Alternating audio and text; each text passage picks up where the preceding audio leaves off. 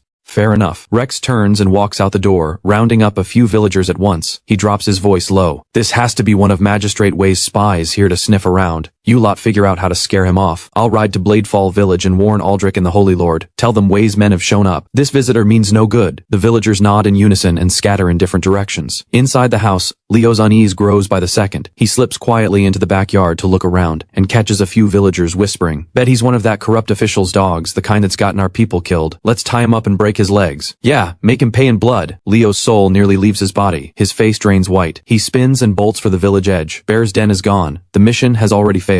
If these villagers get their hands on him, there's no good ending. His mind races. He can't go back to Bladefall Village to find Victor, and he can't return to the county seat to report to Magistrate Wei. His only option is to find somewhere to hide and figure out his next move. Meanwhile, at the entrance to Bladefall Village, Victor stands beneath a large tree, eyes darting toward the road, visibly on edge. That little punk Leo, why isn't he back yet? Did something go wrong? Just then, a constable comes sprinting up, out of breath. Victor! Officer Finn wants everyone to meet in the old forest outside the village. He says there's something important to discuss. Victor's heart jolts. Could Finn have found something out? He pushes the thought down and follows the constable. In the forest clearing, Finn stands with a heavy expression, waiting until everyone has gathered. He speaks slowly. I just did a quiet sweep of the area. The villagers do show signs of having recovered from the plague. The Holy Lord's healing appears to be real. On top of that, villagers have formed their own guard rotation around the temple day and night. The security is tight. These are not ordinary believers. The constables exchange alarmed looks. Then what do we do? Finn pauses, his brow pulling tighter. I suspect someone is using the Holy Lord's name to win over the people and gather a rebellion. Azure Mist Mountain is where the villagers say the Holy Lord descended. If there truly is an intent to revolt, we report back to the county seat immediately and send troops to suppress it. The constables go pale. They murmur anxiously. Finn, Azure Mist Mountain. They say there's an Immortal up there. Isn't it dangerous to go up? Dangerous. We're officers of the law acting on orders. Even an Immortal cannot stop us from doing our duty. We move at the third watch tonight. No one backs down. Victor stands among the group, a sharp glint flickering in his eyes. Perfect. Heaven itself is helping me. Azure Mist Mountain has rough terrain, pitch black at night and hard to navigate. If he can stage an accident up there, eliminate Finn, and pin the death on the Holy Lord, he'll complete Magistrate Way's order and walk away clean. One move, 2 wins. Just as Finn leads his men up the mountain at the third watch, Rex comes rushing in with a few villagers from Stonebreak Village. Aldrich, we've got a problem. Magistrate Way sent a constable to Stonebreak Village to snoop around Bear's Den. That constable is Way's inside man. He's here to dig up information on the Holy Lord. Aldrich's face falls. His mind flashes to the constable who slipped away mid-ceremony. No, that was a sleeper agent planted by Magistrate Way. The information has probably already gotten out. Meanwhile, deep in my mountain sanctum on Azure Mist Mountain, a cold smile curves my lips. Government officers are heading up the mountain. Then I'll give them a proper welcome. Darkness floods the ravines of Azure Mist Mountain as Finn, dressed in dark close-fitting gear, leads 3 constables through the rough mountain trail. Victor brings up the rear, both hands tucked inside his coat, fingers tight around a short blade. The youngest constable leans in and whispers, Finn, Azure Mist Mountain is way out in the middle of nowhere. There are all kinds of rumors about this place. There are only 4 of us. What if we actually run into the Holy Lord? That could get bad fast. More people means more exposure. Our goal is to find out what the Holy Lord really is and what's behind the plague. We're not here to fight. There's a light ahead. Victor follows Finn's gaze and squints into the dark. Sure enough, a flicker burns halfway up the slope. Finn's back is turned. This is the perfect moment. Victor draws a slow breath, eases the blade free, and the instant the night wind sweeps through the treetops, he drives the blade straight at Finn's back, aiming for his heart. But just as the tip is about to pierce the cloth, a roar tears through the valley. So sudden and massive it jolts Victor's wrist. The blade veers off course, slicing a long gash across the hem of Finn's coat and exposing the fine silk beneath. What was that? Finn spins around, eyes locking onto Victor's hand, still not pulled back, and the blade handle slipping from his belt. Victor, what do you think you're doing? Cold sweat breaks across Victor's forehead. He's about to speak when a wave of firelight erupts from the direction of Bladefall Village. Aldrich's booming voice cuts through the dark. They've headed for Azure Mist Mountain. Not good. Finn has no time to deal with Victor. Every second counts. He barks at his men. Move. Push up the mountain. We have to reach the Holy Lord before the villagers close in. They break into a full sprint, barely shaking the villagers on their heels. They skid to a stop behind a large boulder to catch their breath, when a thunderous crash erupts around them, and a massive silhouette rises in the moonlight. What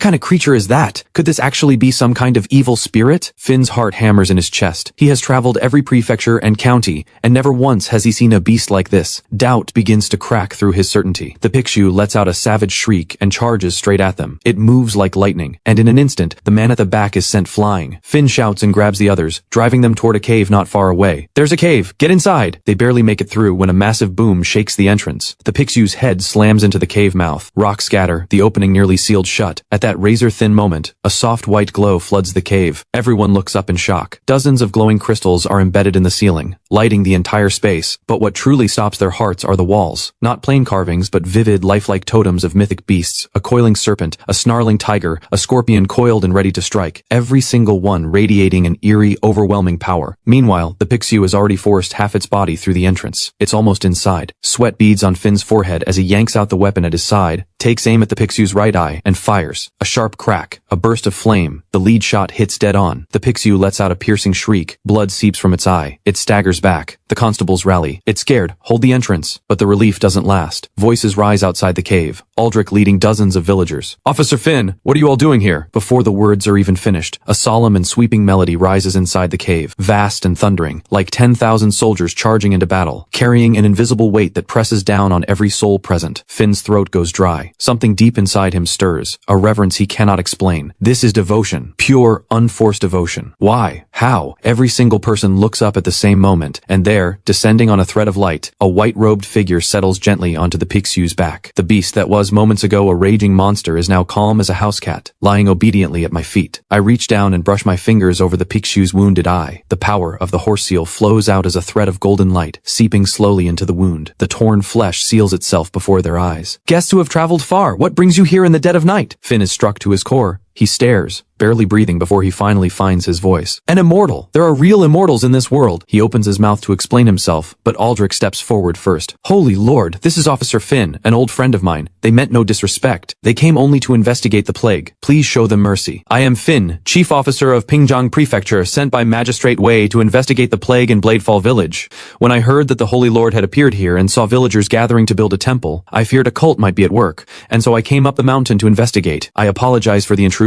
A cult. Tell me, on what grounds, building a temple, curing the plague? Do you call me a cult? Curing the plague is an act of kindness, but gathering followers to build a temple, with villagers in fervent devotion, it follows the exact pattern of every cult recorded in history. As an officer of the court, I have a duty to protect the people. I had no choice but to act. I ask for your understanding. The cave falls silent. Every pair of eyes burns toward me. I let out a quiet laugh. My voice softens. No harm done. You uphold the law and care for the people. What crime is there in that? The tension visibly drains from Finn's shoulders. Then he remembers the man the Pixiu sent flying, and his expression shifts to worry. Holy Lord, one of my men was struck down by this creature on the hillside. I fear the worst. You mean him? Aldrich claps his hands. 2 villagers carry in the unconscious man through the cave entrance. I focus my mind, channel the seal's power once more, and send a beam of golden light into his chest. A few soft clicks ring out, and the man's eyes open. Where am I? Finn, weren't we on the mountain? Old Wang. How do you feel? Finn rushes over and helps him up. Seeing the man instantly healed, Finn is shaken to his core. No medical skill, no earthly medicine could do this. At that moment, Aldrich steps forward, his expression grave. Holy Lord, a villager just reported that someone named Leo showed up at Bear's Den with a token from Magistrate Wei. It looks like he was trying to cut a deal with the bandits. What? Finn spins toward Victor, his eyes like ice. Victor, what was your brother doing at Bear's Den? Talk. Now. Victor's face goes white as bone. He forces a calm he doesn't have. Aldrich must have the wrong person. My brother, he had urgent business back in town. He would never go and collude with bandits. If you want to know whether it's the wrong person, all you have to do is look. I raise my hand. A surveillance drone descends slowly. This is my scouting instrument. It records everything that has passed. Your brother's movements will be perfectly clear. Before my words even settle, the drone projects a beam of light. And there it is, Victor on the mountain trail, driving a blade at Finn's back. Finn looks like he's been struck by lightning. You dared? Victor breaks down in tears, choking out his defense. Finn, I had no choice. Magistrate Wei and Sable threatened me and my brother. They said if we got rid of you and Aldrich, our whole family would be spared. I was out of options. What else did Magistrate Wei order you to do? Nothing. Nothing else. Just kill you, then work with Grizzly to wipe out the village, and they promised 200 silver taels when it was done. The cave erupts. The constables are stunned and furious. They curse Magistrate Wei as a man without a shred of conscience. Finn releases his grip, spins to grab Aldrich by the shoulder. Aldrich, get the villagers out now. Grizzly's crew is at least 100 men strong, every single one of them ruthless. Bladefall Village is in danger. Aldrich lets out a hearty laugh. Relax, Officer Finn. A few days ago I went with the Holy Lord to Bear's Den. With a single motion, 300 bandits were wiped from the earth. Grizzly has already been dealt with. He's no longer a threat. Finn draws a sharp breath. The look he turns on me is full of awe. I meet his gaze and ask calmly, this man colluded with bandits and plotted against a fellow officer. What do you intend to do with him? An officer of the law who breaks the law, colluding with bandits, conspiring against his comrades and the people. By law, he is to be executed. Finn's voice is raw. He draws his blade. A flash of steel, and Victor's body slides slowly to the ground. Finn turns to face the remaining constables. His eyes are sharp as the blade in his hand. Brothers, what happened tonight is serious. Victor worked with Magistrate Wei to harm the people. He deserved his end. But if word of this gets out, it will tip off the snake before we're ready to strike. More people will get hurt. He scans every face and says low and steady, if anyone asks, Victor lost his footing on the mountain trail and fell to his death. Are we clear? Don't worry, Finn. We know what's at stake. That corrupt dog colluded with bandits and wanted to bathe Bladefall Village in blood. He deserves worse than death. I'm taking this straight to the prefect. He will answer for every crime. Finn finishes his declaration, and his gaze drifts, almost against his will, to me, floating in the air above them. The system chimes in my mind. Player Kale has unlocked a seal. Progress toward the next seal, 92%. 768 reputation points remaining. The alert fades. I already know what needs to be done. One public miracle in the county seat, and the next seal is mine. Officer Finn, no need for all this trouble. I'll go to the county office with you myself and remove that corrupt official for good. Finn steps forward quickly. Holy Lord, please. You must not. Magistrate Wei deserves death, but he holds an imperial title. Kill him without cause, and the Imperial Army will come down on all of us. The people would suffer most. Then what is your plan, Officer Finn? I have one. In 3 days, Lord Vance of Jingzhou Prefecture celebrates his birthday. The prefect will attend in person, and Magistrate Wei will certainly be there to curry favor. Let me return to the county office and report back first. I'll tell Wei that Bladefall Village is indeed harboring a dangerous cult and request more forces, while quietly gathering evidence against Magistrate Wei for colluding with bandits. Then, at the birthday banquet, we expose him in front of everyone, and leave him nowhere to run. Aldrich jolts at the words, stepping forward urgently. Holy Lord, the Lord Vance Officer Finn mentioned, could that be Lord Vance? He was my closest friend from our studies. I give a slow nod. That is a sound plan. You have 3 days. If Magistrate Wei has not been brought down in 3 days, I will step forward myself, and let every soul in this county see what true divine power looks like, and what it means when good and evil get their due. Finn feels a chill run through him. He drops to one knee. Trust me, Holy Lord, I will not fail. That corrupt dog will face justice, and Bladefall Village will have its justice. At that same moment, in the inner hall of the Jingzhou Prefecture County office, Leo is on both knees, shaking from head to toe as he describes what he saw at Bear's Den. My lord, Bear's Den is gone. Grizzly and all 300 of his men, not one survived. There were no survivors left at the scene. It didn't look like a typical bandit clash. It looked like something